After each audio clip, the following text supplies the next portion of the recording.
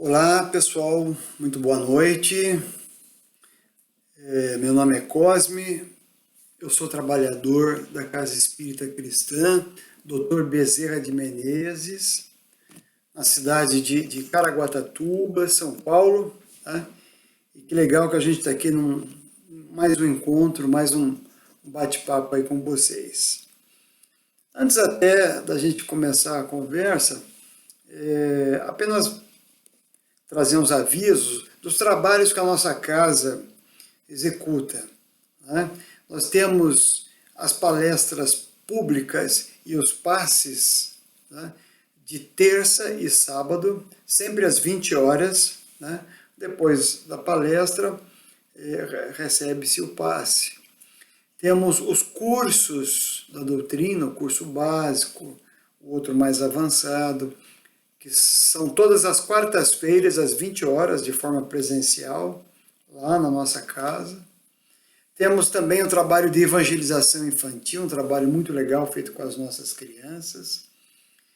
Toda terça-feira também, às 20 horas. Então você assiste a palestra e deixa a criançada lá em cima aprendendo um pouco sobre Jesus. Tá?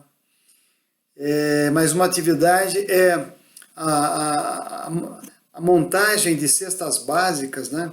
Que a nossa casa hoje está atendendo em torno de 38 famílias, né? E graças às doações que vocês fazem, a gente consegue atender essas famílias carentes aqui do município.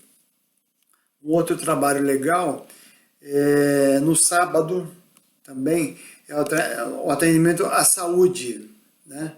É um tratamento especial para a saúde, né? Um passe todo voltado para isso, né? Esse trabalho é feito lá às 17 horas, então, chegando lá, você vai ser também atendido. Vamos, então, nos conectar com Deus, né? Fazendo uma prece bem tranquila e rápida. Vamos, nesse momento, nos harmonizando, elevando o nosso pensamento a Deus e a Jesus, agradecendo ao Pai querido por essa oportunidade de estarmos hoje aqui, nos utilizando até deste recurso que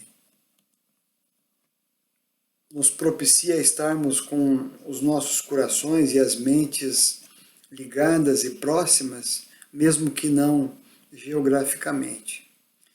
Então, assim, Pai amado, pedimos a vossa permissão para dar o início desse nosso encontro.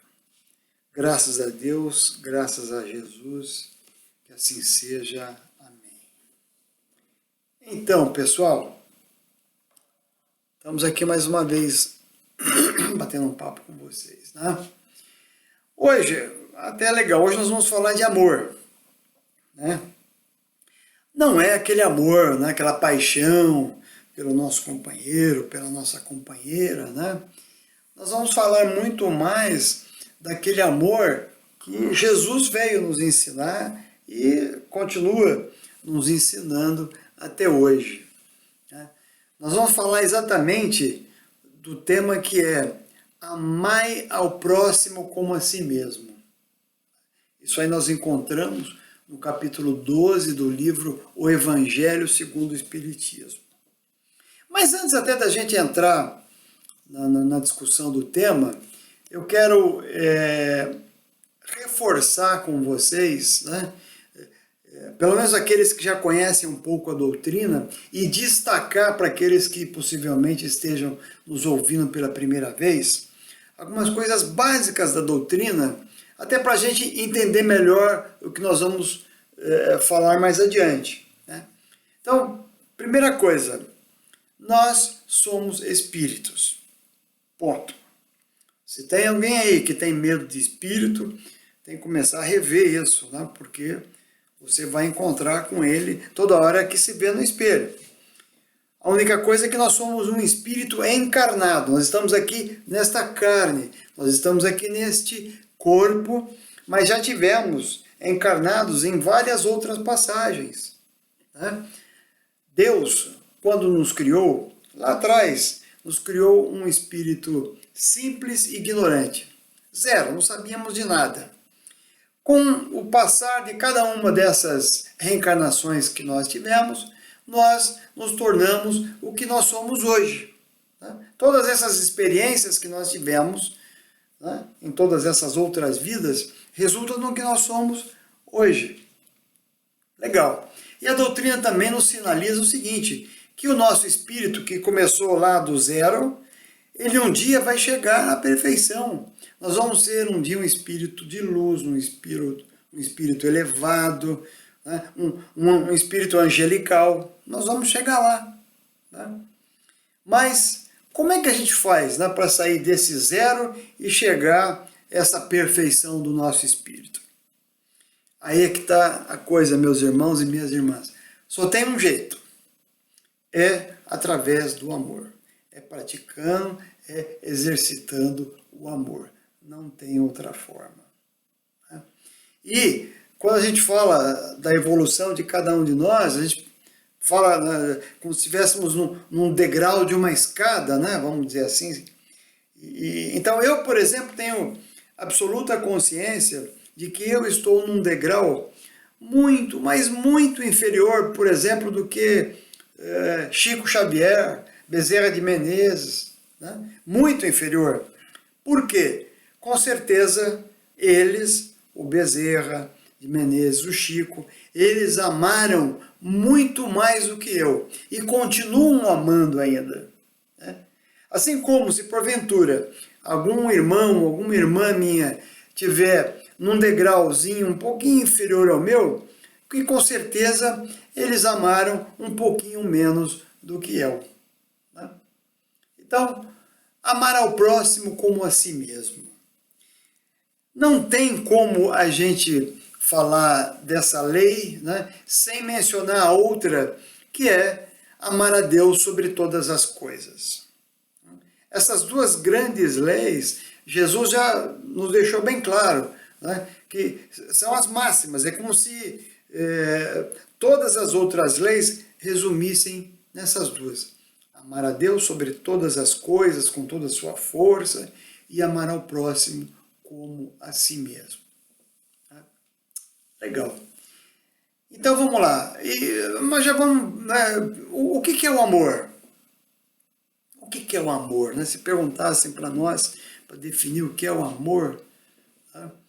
E é até interessante que eu ouvi isso de uma outra pessoa e até concordo. Né? Por exemplo, na minha época, né, eu tenho 64 anos, quando eu era mais jovem, eu não me lembro que as pessoas falassem muito assim, né? Eu amo, amei, eu amo. Não era muito comum isso. Né? A gente até percebia que as pessoas tinham um bom sentimento, né? Um carinho, mas não se falava assim muito, né? Eu amo, eu te amo, eu amei. Né? Agora hoje a coisa mudou um pouco. Né? Até acontece o seguinte, eu, por exemplo, se eu mandar para vocês aqui pelo meu WhatsApp, mandar uma mensagem para você, uma foto, né, e que você goste, né, muitas vezes você vai responder assim, amei, não é? Ou põe aquele coraçãozinho dizendo, olha, eu amei o que você me mandou. Não é? Como também às vezes a gente fala assim, eu amo determinada comida, determinado prato, eu amo aquela comida. Né? Como a gente fala assim também, diante de uma vitrine de uma loja de roupas, você olha lá uma calça, uma blusa, você fala, nossa, eu amei aquela roupa, eu amei aquele tênis, aquele sapato. Né? A gente fala isso. Né? Eu tenho um neto de 4 anos de idade, que é muito gostoso. Ele também às vezes fala assim, vovô, eu te amo. Mamãe, eu te amo. Mas ele também fala o seguinte, né? Outro dia ele ganhou um relógio da mãe, em que apertava um botão e fazia uma luz na parede, e aparecia o desenho de um personagem que ele adora, da Patrulha Canina, um desenho infantil. Ele falou para mim assim, vovô, eu amei esse relógio. Né? Então, Será que a gente não confunde essa questão do amor? Será que é esse o amor que Jesus veio nos ensinar? Porque esse amor que eu falei, né, da comida, da roupa, etc., a bem da verdade é uma satisfação nossa, é o atendimento de uma satisfação, de um prazer nosso. Né? Não é o amor que Jesus veio nos ensinar. O amor de Jesus, é difícil explicar, mas a gente pode dizer assim, a grosso modo, que é o seguinte, é um sentimento, né? É uma força que nos leva a praticar o bem. É uma energia que nos faz sentir equilibrados, que nos dá o equilíbrio, né? E nos faz ter uma sensação de bem-estar e também de bem-estar para as pessoas que estão ao redor de nós. Né? É mais ou menos esse o sentimento do amor. Né? Sem contar que é um amor incondicional. Isso é o grande mérito desse amor de Jesus. Ele amava as pessoas sem condição nenhuma. Né? Eu até brinco assim, né? Às vezes eu posso falar, eu amo a minha sogra quando ela faz aquela lasanha de domingo. Eu amo o meu filho quando ele tira boas notas. Eu amo o meu chefe quando ele é legal comigo, quando ele me dá aumento. Então, a gente tem que ter cuidado com essa definição do que é o amor que a gente está falando. Né? Bom, quando a gente fala dessas duas leis máximas, né? Amar a Deus e ao próximo como a si mesmo, a gente aí já identifica três figuras. Né? Amar a Deus, amar a mim e amar ao próximo. Correto? Três figuras de amor. Então vamos lá. Primeiro, amar a Deus. Será que a gente ama a Deus? Por sinal, hoje eu vou fazer muitas dessas perguntas, né? Para a gente pensar. Né? Será que a gente ama a Deus? Eu sei que se eu perguntar, todo mundo aí vai me responder. Não, eu amo Deus, eu amo. Mas será que é amor mesmo? Ou é aquela coisa de necessidade quando nós estamos numa situação de conflito, de crise, e que nós rogamos a Ele? Né? Ou será o respeito a Deus? Porque aí fica aquela dúvida, como será que é amar alguém que você não vê? Né? Porque Deus nunca teve reencarnado aqui na Terra. Né? Então, como é que é amar aquele que é invisível? Então aí a gente tem que começar a pensar assim, tem gente talvez que não tem essa certeza do amor a Deus, porque ele, né, não é visível aos nossos olhos. Mas então vamos pensar assim, para amar a Deus, a gente tem que amar então a sua criação. Não tem como a gente dizer que ama a Deus se não amar aquilo que Ele criou, o Criador. Né? Então vamos lá, e o que Deus criou? Você vai me responder, Ele criou tudo. Né? Mas para não ficar essa coisa muito no ar, né, criou tudo, vamos tentar aqui, né, consolidar em três grandes blocos, né, essa criação de Deus. Né? Vamos lá. A primeira grande criação de Deus, a natureza. Uma outra, os animais. E uma outra, as pessoas. Acho que com esses três blocos, a gente resume mais de 99% da criação de Deus. Então vamos separar esses blocos e pensar assim, a natureza. Será que eu amo a natureza? Será que eu amo? Eu penso que às vezes a natureza a gente contempla muito mais. Né? A gente adora. A gente mora aqui no litoral, né? Muitas pessoas vêm de fora para contemplar o mar. Nós subimos a serra para contemplar aquela região montanhosa, mais fria e bonita. Né? Aí você pode falar também, não, mas eu respeito a natureza. Né? Legal. Parabéns. Mas será que respeitar a natureza chega ao ponto de dizer que nós amamos a natureza? É pergunta que a gente tem que pensar. E os bichos, os animais? Tá? Será que a gente ama os animais?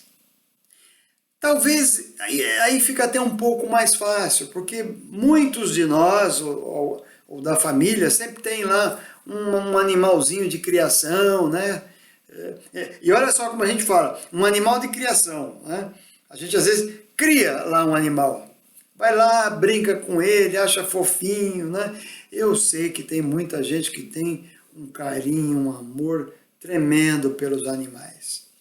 Mas será que eu tenho? Você? Nós amamos os animais, os bichos? Criação de Deus. Né? E as pessoas? Como será que é a nossa relação com as pessoas? Será que eu amo todas as pessoas na minha vida? Difícil, né? Como será que a minha relação, quando, por exemplo, eu sou contrariado por uma dessas pessoas? Como será que é a minha reação quando eu quero defender o meu ponto de vista e uma pessoa está dizendo que não, que é contra? Como será a minha reação? Eu tenho duas formas. Né? Uma, eu já diria, uma forma amorosa, que é de ouvir aquela contestação daquela pessoa, ficar na minha, refletir na minha intimidade, né, para ver se eu não estou errado. E se eu tiver, que eu corrija, né, esse meu comportamento, depois até agradeça para aquela pessoa. Né? Ou até posso rever e chegar à conclusão de que eu acho que o que eu estou fazendo não está legal. Né? Talvez aquela pessoa, como é um espírito ainda que está em evolução, ainda não conseguiu entender e tal, então deixa para lá. Ou a outra forma, quando eu sou contrariado, o que a gente pode fazer também, e faz muito? A gente vai lá e briga com a pessoa. A gente quebra o pau com a pessoa, para defender o meu interesse, o meu ponto de vista. Não é uma decisão amorosa, né, com uma das criações de Deus. Muito bem, falamos de uma figura que é amar a Deus. Vamos falar agora o amar a mim mesmo. Né? Será que nós nos amamos mesmo? Será que eu me amo? Vamos lá. Do que será que eu estou me alimentando? Do que será que eu estou bebendo? De repente eu sou aquela pessoa que estou lá com o meu colesterol, com a hipertensão, né? E não estou nem aí. Né? Ou seja, estou sendo negligente com esse meu corpo. Como é que eu estou lidando com as minhas emoções, com o meu comportamento? Porque isso também vai repercutir, né, na saúde desse corpo. Ah, você vai dizer assim para mim, poxa, Cosme, mas o importante é a evolução do espírito, né? A moral do espírito. Perfeito, é o principal. Mas não adianta só cuidar do espírito se não cuidar de você, desta matéria, deste corpo, que é necessária para a evolução espiritual. Em cada reencarnação, nós não podemos ser negligentes com esse corpo, com esse pensamento, com essas emoções, porque nós dependemos dele para o nosso espírito evoluir. E aí, será que eu me amo? Mesmo sendo negligente comigo mesmo? E aí vem aquela pergunta, né? Amar ao próximo como a si mesmo. E aí então eu tenho que amar o próximo da forma negligente que eu me amo? Eu tenho que amar o próximo de qualquer jeito? Porque é assim que eu me amo? Não. Aí vem uma outra máxima de Jesus, né? Ele falava assim, amai-vos uns aos outros, assim como eu vos amo. Então o que acontece? Mesmo se eu não me amo de forma legal, né? Eu não vou repercutir isso com o meu próximo. Eu vou tentar pelo menos amá-lo, mesmo sendo negligente comigo mesmo, da mesma forma que Jesus nos amou. Foi esse o recado que ele deu? E como que é esse amor? Repetindo, incondicional. Eu não posso amar uma pessoa se ela é assim, se ela faz isso, se ela faz aquilo, né? Mesmo que eu não faça comigo, né?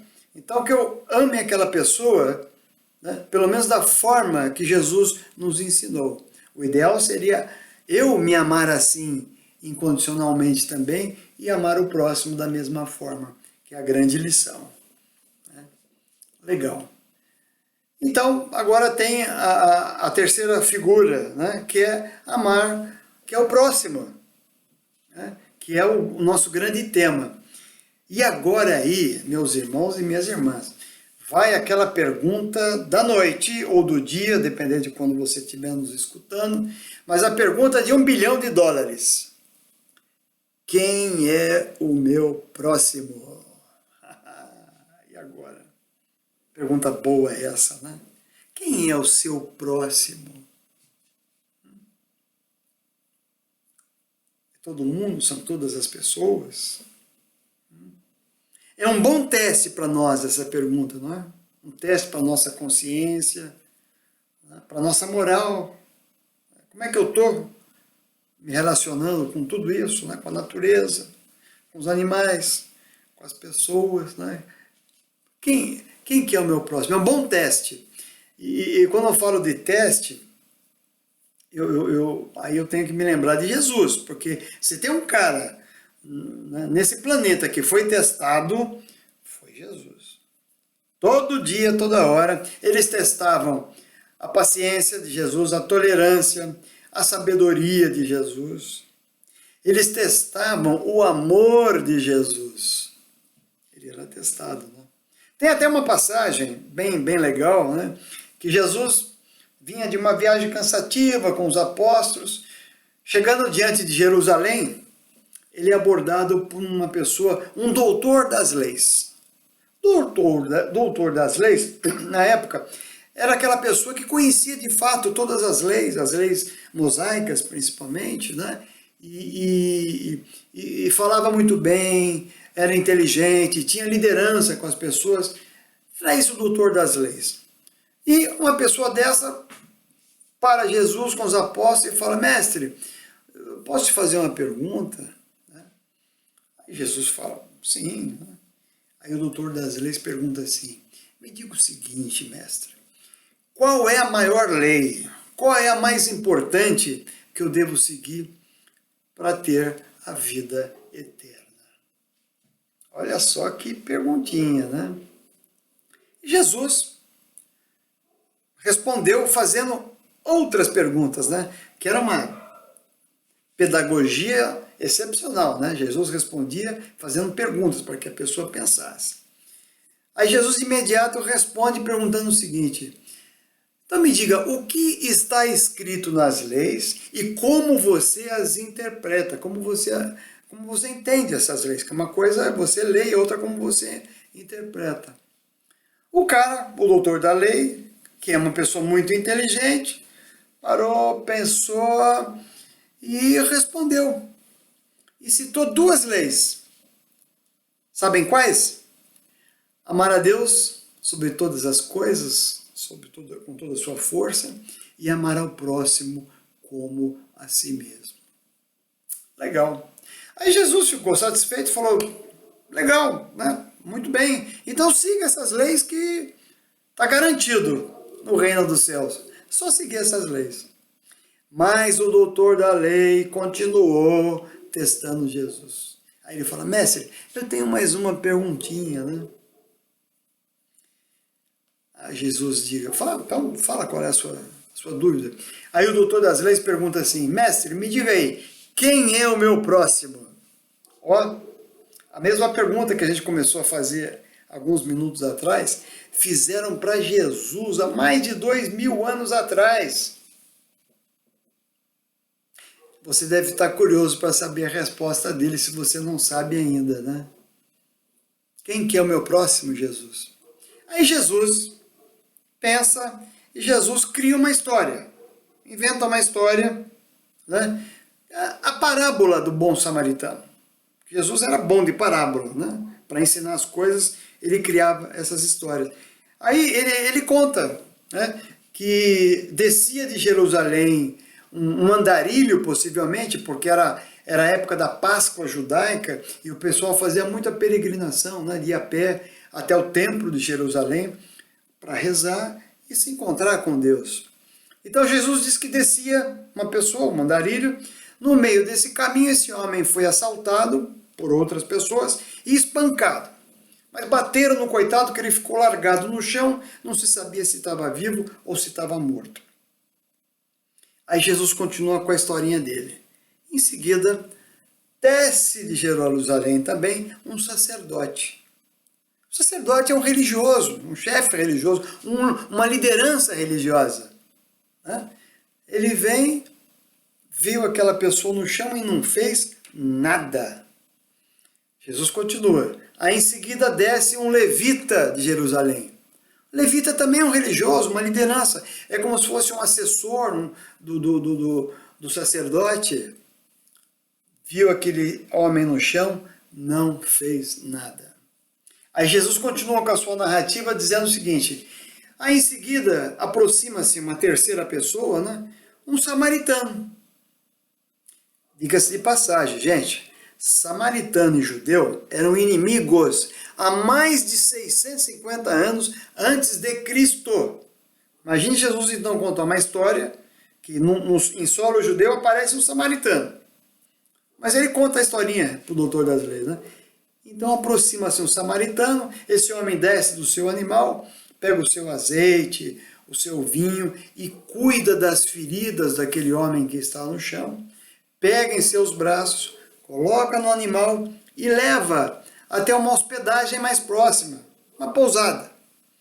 Chega lá, ele procura pelo dono do estabelecimento, entrega aquele homem para aquele senhor e diz, olha, por favor, cuide deste homem, né?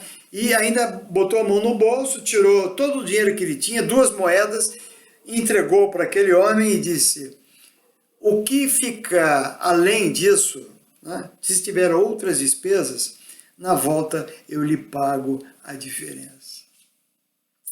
História legal. Mas Jesus tinha que responder, né, para o doutor das leis.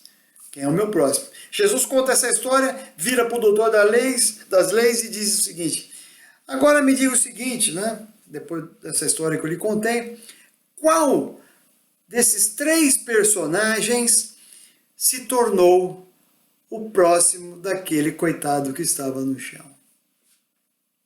O doutor das leis, um cara muito inteligente, esperto, respondeu, mestre, se tornou próximo daquele homem aquele que agiu com misericórdia. Então, ou seja, aquele que agiu de forma amorosa com aquele coitado no chão. Aquele amor incondicional, porque o samaritano não quis nem saber quem que era, se era judeu, se era samaritano, o que tinha ocorrido ou não. Não estabeleceu condição alguma, foi lá e ajudou a pessoa. Amor incondicional. Agora a pergunta volta para nós, né? E aí? Quem é o nosso próximo?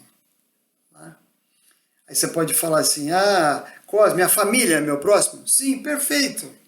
E é por ela que eu quero começar, exatamente pela família. Eu gosto de dizer que a família é o nosso próximo mais próximo. Vou repetir, a família é o próximo mais próximo. Por quê? Porque é dentro da família que a divindade, que Deus coloca aqueles espíritos, né, que talvez em outras vidas, pela falta do nosso amor, nós magoamos tanto aquela pessoa, tanto fizemos mal, que agora ela está lá dentro de casa para nos ensinar a amar. Olha que coisa maravilhosa que é isso. Né? E quando eu falo de família, né, não é só a companheira, o companheira, os filhos, né, o pai, a mãe, porque aí depois a gente vai agregando mais pessoas, não é? Então, aí tem o sogro, a sogra, né, o cunhado, aí o genro, a nora, os netos, enfim. né? Mas o fato é que muitas vezes na família nós temos pessoas assim que são fáceis da gente lidar, é gostoso o relacionamento, mas tem alguns que são mais difíceis, né? Tem pessoas que parece que a gente fala e a pessoa não entende o que você está falando, dentro da família. Ou o contrário, a pessoa fala para você uma coisa e você fala assim, nossa, não é possível que essa pessoa seja da minha família, eu não estou entendendo o que ela está falando. Gente, a sabedoria divina coloca um inimigo que nós criamos, né, lá no passado, dentro da nossa casa, da nossa família, para a gente aprender a amar. E, meus irmãos e minhas irmãs, muitas vezes esse inimigo pode vir na figura de um filho. Sabe aquela criança fofinha que você pega no colo, dá mamadeira, troca a fralda, dá banhinho, balança para dormir, leva para passear, acompanha os primeiros passos, as primeiras palavras. A gente vai devagarzinho amando tanto essa criaturazinha que depois que a gente aprende mesmo o que é amor, a gente não quer mais ficar longe, né? E ama aquilo, aprendeu o que é amar, né? Através dessa figura dentro de casa. Mas nós temos mais outros próximos, né? Quem mais são nossos próximos? Vamos lá. É evidente que a família é aquela que nós temos um compromisso muito maior, né? Lá do plano espiritual. Não que com os outros não tenhamos, mas até porque ninguém cruza a nossa vida, né, sem que tenhamos algum motivo para isso. Então vamos lá, quem são mais outros próximos? Os colegas de trabalho, os amigos, né, os vizinhos, tá? Colega de trabalho, até aquele colega que muitas vezes te prejudica, faz tanta coisa ruim lá no seu emprego para que ele possa se beneficiar disso, é o seu próximo. Aquele amigo de infância que às vezes te traiu, é o seu próximo. O vizinho também, tem vizinho da gente que é tão legal, a gente troca conversa, um ajuda o outro, mas tem outros que nem tanto, né? São todos os nossos próximos, né? Quem mais são nossos próximos, né? Vamos lá, às vezes você está em casa almoçando com a família, né? Um momento raro, às vezes você tem pouquíssimo tempo, poucos minutos, isso quem consegue almoçar em casa com a família. Aí você está lá, de repente alguém toca a campainha, bate palma, você olha no vitrô lá da cozinha, você já vê e a pessoa te enxerga e fala, olha, eu quero comida. Alguém pedindo um prato de comida. Você tem algumas formas de atender isso, certo? Ou não atender. Às vezes você olha naquele vitrô ali, se faz de morto, deixa o coitado cansar de bater palma e tocar a campainha, uma hora ele desiste e vai embora. Ou você vai lá e dá um prato de comida, né? E nesse ato de levar o prato de comida, você tem duas formas. Uma que você vai lá e entrega a comida para o coitado ali, mas rápido, que nem espera ele agradecer. É como se fosse para se livrar daquele seu próximo. Ou você vai e entrega com misericórdia, com compaixão no coração. De repente, aquele prato de comida, naquele dia para aquela pessoa, vai dar força e motivação para ela mudar a vida dele. A gente não sabe. É o próximo. Quem mais é próximo? Agora aí tem uma outra de Jesus, essa é pesada, que ele fala assim, que temos que amar os nossos inimigos. Pegou pesado, né? Mas é lógico que Jesus não está dizendo que nós temos que concordar com os erros das pessoas. Não.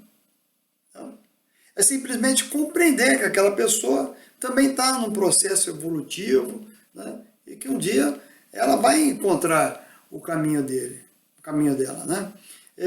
Eu falo isso que às vezes a gente está vendo a televisão, por exemplo, e vê lá uma matéria, um jornal, de uma pessoa que foi presa, um bandido. O cara foi procurado, fez um monte de bobagem, um monte de coisa errada e agora está na cadeia.